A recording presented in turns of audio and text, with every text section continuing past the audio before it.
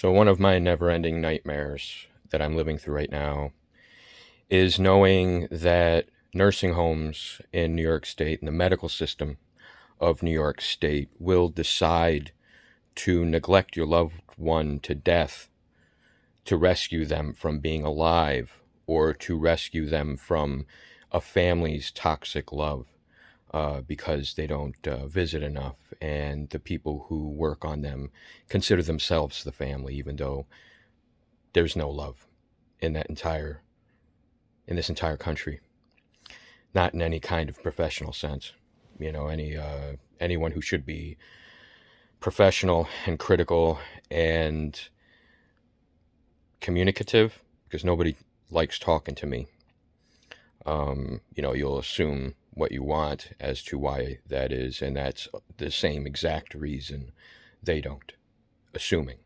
Lots of assuming. A chain reaction of assuming that comes from one of my siblings, which is a liar, and some medical staff that I found neglecting my mother and others who teamed up with her. And they unified all together and literally created the COVID epidemic to counter my warnings about the flu shot because of how it's being used.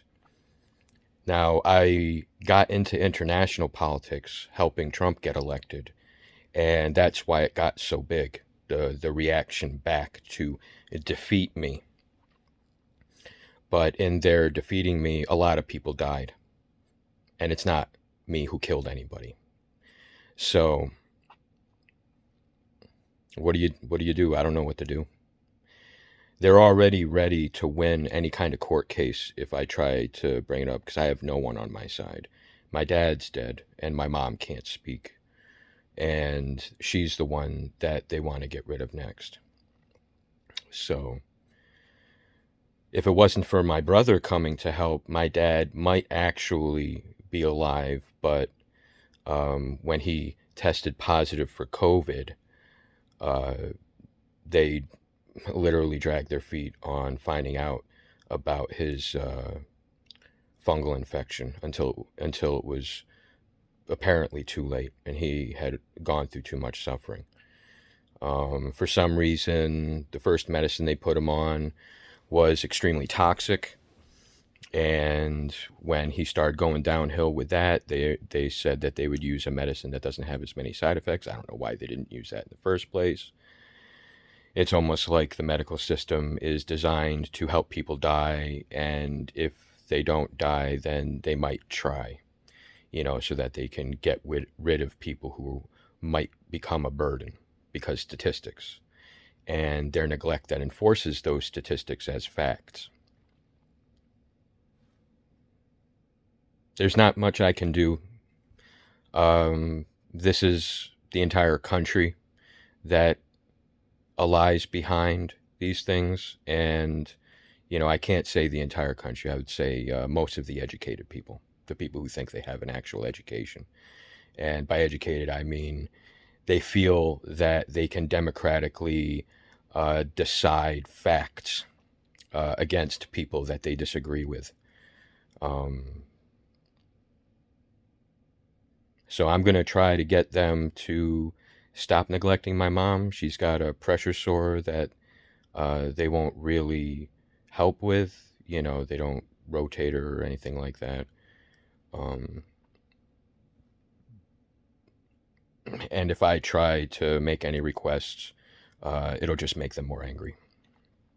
And they'll try harder to push a court case. Because of how bad my mom is, I told them not to intubate or resuscitate her, but I know that just raises the odds that they'll neglect her and try to make those kinds of things happen, so that she can escape my toxic love, because they don't care. Their version of empathy is to force everyone to experience their decisions and their opinions. So it doesn't matter if they change their minds later. One person changing their minds and realizing that they would like to keep living It doesn't save anybody else because there's too many people who hope they die before they get old. But if they do get old, they're just going to become a burden too. None of these people ever kill themselves when they're sick and going downhill. None of them. None of them do. So,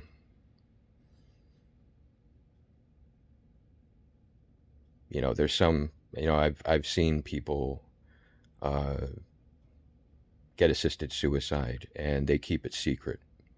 It's considered confidential.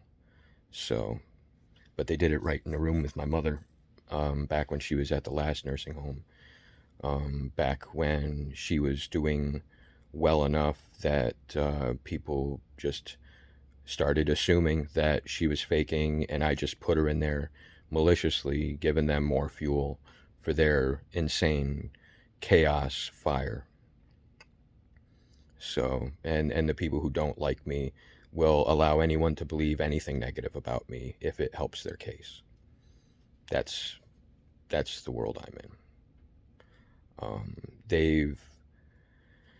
They've rescued everyone who's loved me and who I've loved because of what they think. Because I don't keep my mouth shut about the shit that they all do. Because they assume that I'm just one of them and I would like in the real world what they like in the real world.